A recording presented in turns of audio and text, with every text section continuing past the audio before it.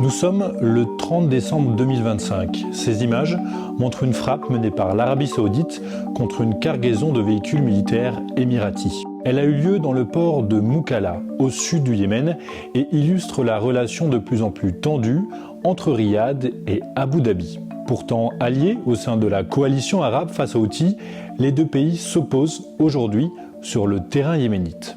Ces tensions ont atteint un pic début décembre. C'est à ce moment-là que le Conseil de transition du Sud, groupe séparatiste soutenu par les Émirats arabes unis, lance une vaste offensive. En quelques jours, il prend le contrôle de 2 gouvernorats dans la province d'Hadramout. Le drapeau du Yémen du Sud y est hissé.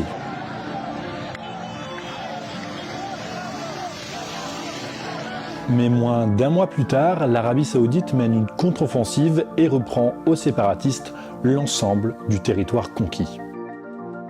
Alors, Conseil de transition, coalition arabe, Houthis, de quoi parle-t-on exactement et surtout, pourquoi y a-t-il une guerre au Yémen?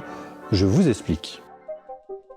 Le Yémen, tel qu'on le connaît aujourd'hui, n'existe que depuis 1990. Situé entre la mer Rouge et le golfe d'Aden, le pays contrôle le détroit de Bab el-Mandeb, où transitent aujourd'hui plus de 6 millions de barils de pétrole quotidiennement, et ça intéresse beaucoup de monde. À l'époque, l'Empire ottoman et l'Empire britannique se partagent respectivement le nord et le sud du Yémen au milieu du 19e siècle. À la chute de ces deux empires, 2 États voient le jour. Au nord, la République arabe du Yémen. Au sud, la République démocratique et populaire du Yémen. En 1990, les 2 entités fusionnent pour former la République du Yémen. Le problème, c'est que cette union n'efface pas les divisions. En 1994, les sudistes tentent une sécession. Elle sera massivement réprimée par le président Ali Abdallah Saleh. C'est lui, déjà à la tête de la République arabe du Yémen, l'ancien Yémen du Nord, qui gouverne le nouvel État yéménite. Autoritaire, il monopolise le pouvoir, et ça ne plaît pas vraiment à tout le monde. Les chiites, en particulier, une minorité dans un pays à majorité sunnite, mais une minorité qui représente tout de même 40% de la population. Ils s'estiment mis à l'écart dans la gestion du pays et commencent à s'opposer au pouvoir. En 2004, une vague de contestation éclate dans le nord du pays, dans la province de Saada. Elle est massivement réprimée. À la tête du mouvement, Hussein Badreddine al-Houthi. Il est tué la même année, mais son nom restera les Houthis. En 2011, dans le sillage des révolutions arabes, le Yémen est à son tour secoué par des manifestations massives. Sous pression intérieure et extérieure, Ali Abdallah Saleh quitte le pouvoir. Une phase de transition s'installe alors, conduite par Abdrabbo Mansour Hadi, nouveau président du Yémen. Mais très vite, la situation dégénère. Les Houthis n'acceptent pas le nouveau plan de partage du pays. Ils souhaitent une région qui leur est propre et lancent à l'été 2014 une vaste offensive. Ils s'emparent de Sanaa, la capitale du pays. Acculé, le président n'a d'autre choix que de fuir. Il se réfugie en Arabie Saoudite, allié historique du gouvernement yéménite. En mars 2015, c'est d'ailleurs Riyad qui intervient militairement à la tête d'une coalition arabe. Objectif, rétablir le gouvernement. De l'autre côté, les Houthis s'allient à l'ancien président Saleh, celui qu'ils avaient pourtant combattu pendant près d'1 décennie, et trouvent le soutien d'un autre acteur, Téhéran. Régulièrement, le conflit est présenté comme une guerre par procuration entre ces 2 pays. D'un côté, l'Iran, chiite, et de l'autre, l'Arabie Saoudite, sunnite. La réalité est un peu différente, chaque pays étant avant tout guidé par ses propres intérêts. Pour l'Arabie Saoudite, il s'agit, il est vrai, d'empêcher l'installation d'un mouvement chiite hostile à ses portes, considéré comme une menace directe à sa sécurité et à son influence régionale. Mais il s'agit aussi pour elle de sécuriser un accès privilégié à la mer Rouge et à la mer d'Arabie, réduisant ainsi sa dépendance au détroit d'Ormuz. Pour l'Iran, le soutien aux Houthis est un investissement à faible coût, mais au gain important. D'une part, cela lui permet d'envoyer un message direct à l'Arabie Saoudite en combattant son influence dans la région. d'autre part de renforcer son axe de résistance en disposant d'un point stratégique au bord de la mer Rouge, d'où les Houthis attaquent régulièrement les navires de passage. Mais il n'y a pas que ces deux acteurs, puisque les Émirats arabes unis, on en parlait au début, veulent eux aussi une part du gâteau. À ce titre, ils soutiennent le Conseil de transition du Sud. Créé en 2017, il a pour objectif de reconstituer l'ancien État du Sud-Yémen qui a très mal vécu l'unification avec le Nord en 1990. Pour les Émirats, c'est du pain béni. Ils rêvent déjà d'un État d'Arabie du Sud qui leur donnerait une opportunité majeure d'assurer leurs intérêts sur le littoral sud de la péninsule arabique. Pour Abu Dhabi, là aussi, c'est une question d'influence commerciale, militaire et régionale. Seulement voilà, les choses ne se sont pas passées comme prévu pour le CTS et les Émirats arabes unis. Voici la carte du territoire yéménite à la fin de l'année 2025. À l'ouest, le territoire contrôlé par les Houthis, qui a peu bougé depuis plusieurs années. Au centre, la zone sous contrôle gouvernemental. Au sud, la zone contrôlée par le CTS, qui a conquis en l'espace d'un mois d'importants territoires. Mais cette avancée aura été de courte durée. Avec l'appui des Saoudiens, le gouvernement reprend l'ensemble des territoires, les Émirats se retirent et le Conseil de transition du Sud est dissous. Et pendant que les puissances défendent leurs intérêts, les civils continuent de payer le prix fort. Selon l'ONU, en 2021, la guerre avait déjà fait près de 380 000 morts.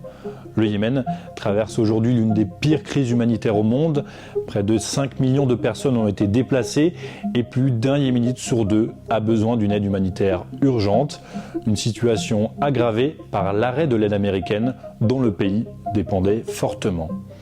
Les enfants sont particulièrement touchés, plus de 10 millions ont besoin d'une assistance pour survivre et beaucoup n'ont plus accès à l'école depuis plus d'un an. Cette question est centrale et c'est d'ailleurs le combat de Maïn, jeune yéménite, réfugié politique en France. Je vous propose d'écouter son histoire. Bonjour Maïn. Bonjour. Toi, tu as vécu directement cette guerre, tu as grandi au sein de la guerre, puisque tu as grandi à Taïz, qui est donc à peu près à la frontière entre le sud et le nord du Yémen. Et quand la guerre commence en 2015, tu as 17 ans, si je ne me trompe pas. Ouais. Donc tu as décidé assez tôt de t'investir auprès de jeunes enfants, ce qui va attirer l'attention du gouvernement, qui est soutenu par l'Arabie Saoudite, et qui va te demander de devenir gouverneur d'enfants. Est-ce que tu peux en parler un peu plus et en quoi consiste ce rôle de gouverneur d'enfants ? Alors, quand la guerre a commencé, j'étais au début engagé dans tout ce qui est bénévolat. Donc, j'étais un peu concerné par ce qui s'est passé dans ma ville et par les images, les choses vécues. Parce que, bien évidemment, j'ai vu de mes propres yeux des enfants qui ont perdu leur espoir bien avant qu'ils perdent leur vie, la majorité à cause de cette guerre. Et petit à petit, j'ai commencé à être un peu plus connu et là, il avait l'idée de le gouvernement légitime, de créer un gouvernement pour la jeunesse et les enfants. Et donc, j'étais choisi, je me suis présenté pour être un gouverneur de la ville de Taïz. Et le rôle de ce gouvernement, c'est plutôt de faire un lien entre le gouvernement et les ONG, les associations internationales, et de bien sensibiliser à tout ce qui concerne la jeunesse et les enfants à Taïz, éducation, la nourriture, la situation actuelle, et d'essayer de faire des projets pour embaucher ce drame. Plutôt. Concrètement, comment ça se matérialisait sur le terrain ? C'est quel genre de mission ? Comment t'accompagnais les jeunes sur place ? Alors, ton rôle au quotidien Moi, j'ai commencé en 2016.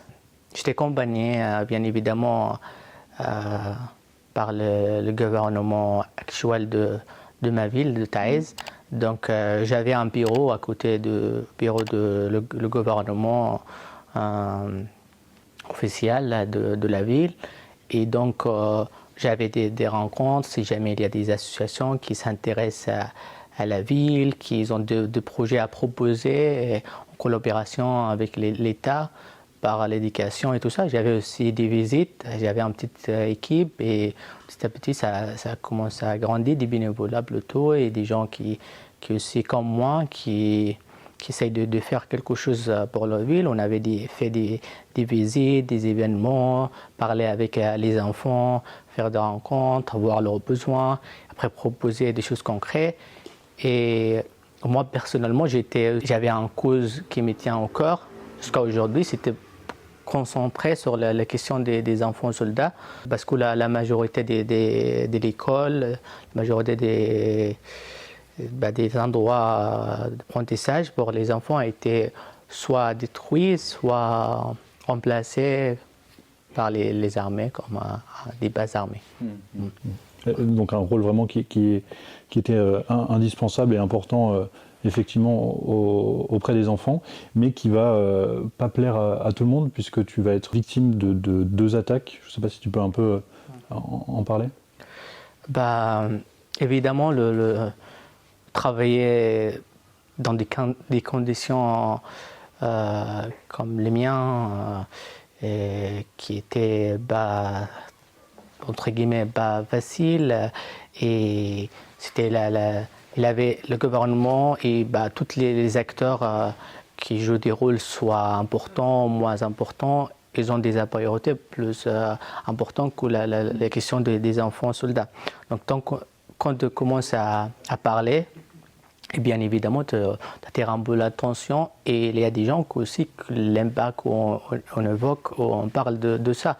Donc j'étais menacé dès le début, mais quand même j'ai continué à le faire parce que j'ai cru que c'est indispensable de laisser ça, et je pensais aussi qu'en tant qu'un jeune aisé, grandi et vécu avec tout ça, et on a aussi des rôles à jouer, des responsabilités à le faire pour la société bien évidemment et pour les proches, parce que même j'ai des familles, j'ai des proches et des frères et tout, ça concerne tout le monde.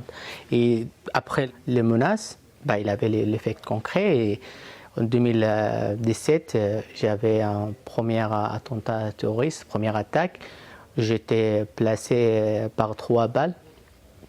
Et un des 3 balles, ces 3 balles est resté toujours dans mon bras jusqu'à aujourd'hui. Et bref, le deuxième attentat, c'était bien un an après.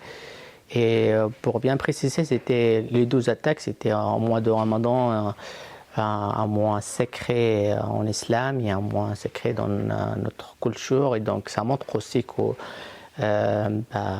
c'est plutôt des groupes qui veulent plus arrêter cette guerre, ça le nourrit, ça lui donne plus d'avantages. Et donc, mon attaque, et le deuxième, c'est pas différent de le premier. Mais cette fois-là, j'ai perdu mon meilleur ami qui était à mon côté.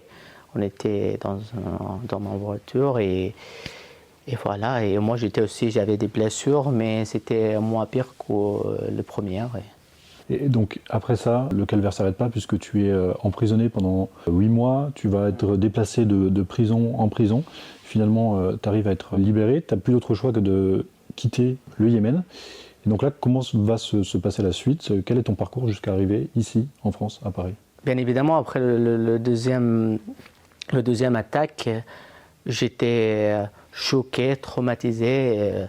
Je ne savais pas, je viens de perdre un ami très très proche avec lequel j'ai passé beaucoup de temps. On a partagé la même rêve et on a partagé la même vie, quoi.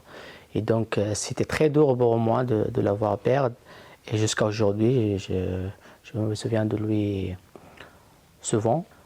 Et donc avec cette choc, je ne m'attendais pas d'être prisonnier, et par aucune raison légitime, et dans des prisons pas officielles, quoi.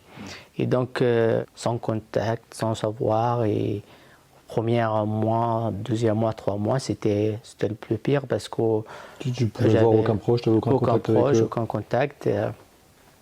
Et plus tard, ce que j'ai eu comme information quand je suis sorti de prison, et que les gens ils sont pas arrêtés à manifester, à parler, à poster. Tous les jeunes que tu avais aidés notamment. Ouais. Et donc il y avait des manifestations et je dirais plutôt aujourd'hui que c'est grâce à ce jeune, grâce à des bonnes personnes qui sont rien lâché, ils ont beaucoup mis en dépression le gouvernement. Et avant ça, j'étais transféré dans plusieurs prisons et la dernière, c'était dans un endroit plutôt que les gens ils savaient déjà mon parcours. Donc j'avais beaucoup de chance de tomber sur un gardien qui avait d'humanité et qui a cru à mon innocence, qui m'a soutenu, qui m'a donné son portable pour m'avoir filmé en prison et dire ce que j'ai eu. J'étais torturé et j'ai montré ça dans le film. Et là, c'était posté dans les réseaux sociaux et les gens ont dit là, on sait il est où, on sait qu'est-ce qui lui est passé.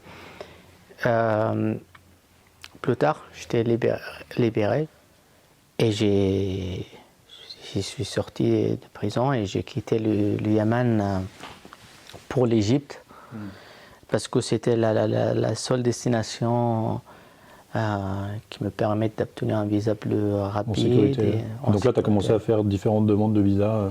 Ouais. J'ai commencé à postuler un peu partout.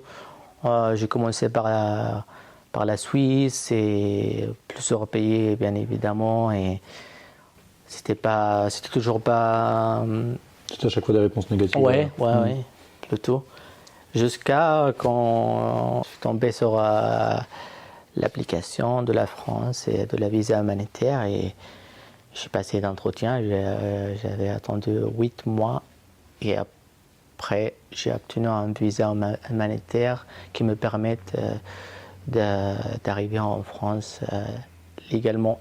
Et ça, c'était un truc très important pour moi parce que moi, j'ai cherché un chemin légal parce que je ne voulais pas aussi me bloquer avec des autres problèmes sur le chemin et j'avais plus l'envie de prendre des risques et d'arriver dans un endroit et de recommencer et de trouver des différentes difficultés. Donc pour moi, c'était très, très important d'avoir ce visa et ça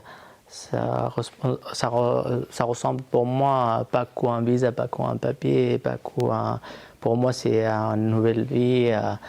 Et puis ça te permet justement aussi d'étudier en France. Ouais. C'est quoi justement maintenant ton quotidien, ta vie à Paris? Écoute, je suis arrivé en France avec un bagage, avec d'envie, avec d'expérience, soit des positifs et des négatifs en même temps. Et donc, je suis aujourd'hui un étudiant à Sciences Po, dans un programme de sciences sociales et humaines pour les gens réfugiés. Et pour le moment, j'ai fait mon stage de 6 mois à l'Hôtel des Villes, dans la délégation générale aux relations internationales. Et je m'occupe des chargés de mission, droits humains et Moyen-Orient, Afrique du Nord. D'accord, donc tu contribues à aider d'autres réfugiés Et évidemment, j'ai l'envie aussi de l'aider parce que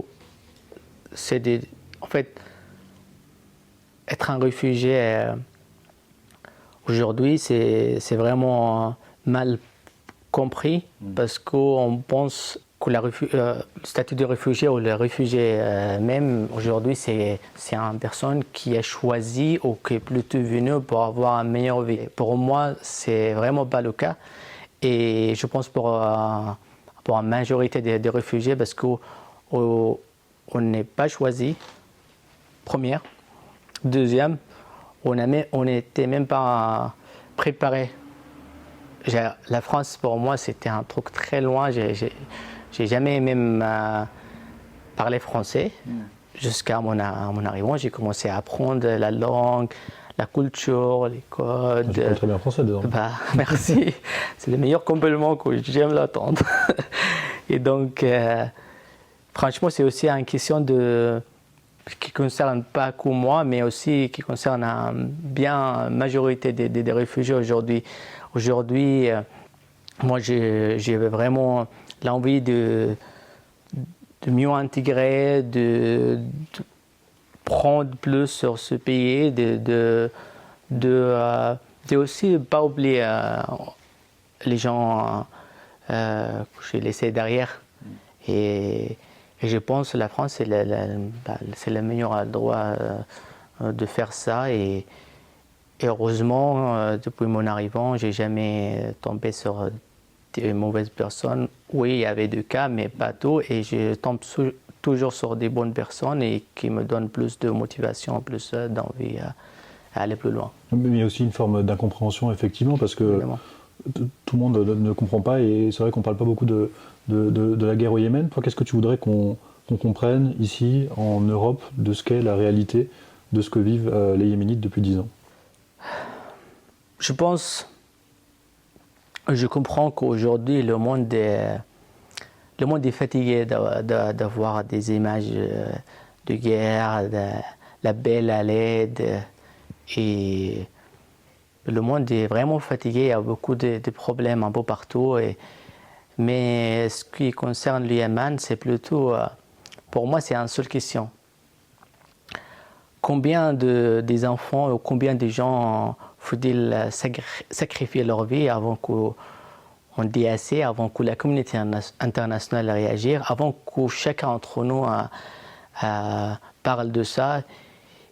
Et je dirais plutôt parler du Yémen ou bien commencer à réagir pour le Yémen, c'est vraiment pas que pour les enfants, pas que pour les Yéménites, mais plutôt pour notre humanité commune, pour notre valeur universelle. Donc j'aimerais bien que l'Europe comprenne que le Yémen, c'est pas une cause lointaine, ça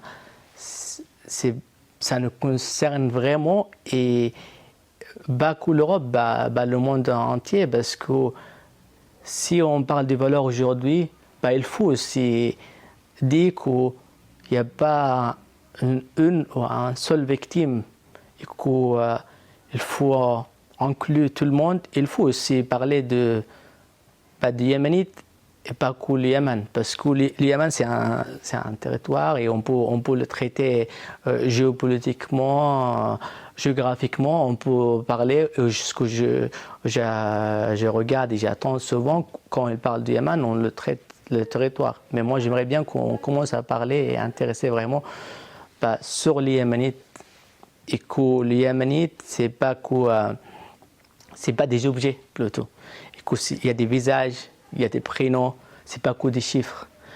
Derrière chaque chiffre, il y a une histoire qui est pas où la possibilité et que plus précisément l'accès à l'éducation est ce qui me concerne vraiment et qui me tient encore, que c'est un endroit fondamental.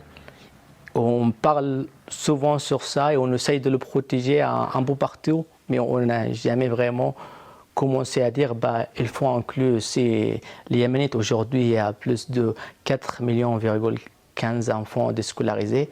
Il y a des familles qui sont tristes, pas que parce qu'ils ont perdu leur enfant, mais parce qu'ils ont perdu leur enfance, parce qu'ils voient que leur enfant a bien perdu le fait qu'il soit un enfant bien perdu tout ce qui est loi fondamentale, tout ce qui est droit fondamental aujourd'hui, Yémen, on ne le protège pas. Et en plus, on ne parle pas, comme si ça ne concerne pas. Pour l'Europe, c'est seulement un demande plutôt. De parler, c'est aussi bien, mais parler, c'est le début de faire une action, de dire il faut réagir. Et quand je dis il faut, c'est urgent, c'est là ou jamais. C'est maintenant parce qu'on avait laissé faire, on avait oublié pendant 10 ans. Il ne faut pas l'oublier parce qu'on avait déjà perdu des générations et j'espère pas et j'aimerais pas et j'imagine pas qu'on va perdre plus de générations parce que là, on va commencer à dire il y a des priorités et notre humanité commune est bien pas comme on nous avait dit. Voilà. Sur cette question éducative qui te tient à cœur, j'ai entendu que tu voulais plus tard peut-être fonder une ONG internationale. Ce serait sur cette thématique-là? Quand j'ai décidé de quitter le Yémen ou de fuir le Yémen, c'était pas seulement pour le blé. C'était pas, en fait, pour moi, chez soi, ce sera toujours chez soi. Je ne vais jamais me sentir confortable ailleurs, même si je sens la plupart du temps content en France, mais je suis toujours lié avec le Yémen, avec la souffrance, avec le douleur là-bas. Donc l'ONG, ça sera plutôt de mettre en lien le Yémen et tout ce qui se passe là-bas avec... j'aimerais bien que j'aurais la possibilité de travailler avec les Nations Unies, avec l'Union européenne, et sera, oui, bien évidemment, sur des questions de l'éducation, de la sensibilisation, de faire venir des Yéménites, de donner des bourses, de voir un échange culturel, parce que le Yémen, c'est aussi la culture, c'est un des anciennes civilisations, il y a beaucoup d'histoires, il y a beaucoup de jolies choses qu'on le voit moi, parce que malheureusement, c'est la guerre. Mais si on va travailler pour reconstruire ce pays, ce que j'aimerais, moi aujourd'hui, je ne suis pas en faveur de toutes les parties au Yémen. Je suis pour la paix, pour avoir un échange et pour parler et aider à mieux reconstruire le système éducatif au Yémen. C'est quoi les liens que tu as actuellement avec le Yémen? Tu as encore des contacts, par exemple, avec les jeunes que tu as aidés à l'époque? Le lien avec le Yémen, c'est tous les jours. Le lien, c'est l'actualité que je le regarde quasiment tous les jours. C'est le fait que j'ai la famille là-bas. J'ai laissé ma famille au Yémen. C'est aussi les enfants et toutes les histoires que j'ai avec moi et toutes les choses que j'ai vécues quand j'étais au Yémen. J'ai essayé vraiment d'embaucher ce drame. Et quand je dis d'embaucher, c'est aussi de parler. J'ai parlé avec les familles, avec les chefs de milice, avec tout le monde. La seule chose que je n'oublierai jamais, que la majorité des enfants ils m'ont dit souvent qu'on n'avait pas de choix. Donc, le fait que je sais qu'il y a des enfants au Yémen qui n'ont même pas choisi d'être recrutés, qui n'ont même pas réussi à avoir un autre choix.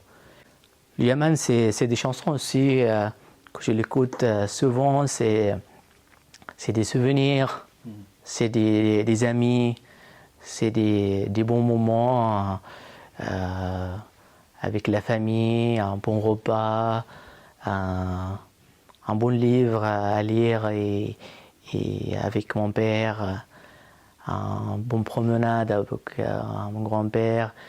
Et même si je suis loin aujourd'hui, mais j'ai toujours gardé avec moi des bons souvenirs malgré tout. Malgré tout ce que j'ai traversé, j'ai toujours des bons souvenirs et des grands amours pour mon pays et pour les gens. Et c'est le même amour que j'ai aujourd'hui pour ce pays d'accueil, pour des gens qui me donnent un coup de main, qui sourient quand ils me voient. C'est aussi... C'est un lien qui resterait pour toujours. Ouais. En tout cas, ouais, le Yémen est toujours là. Ah, voilà. Merci beaucoup, Maïd. Merci à toi.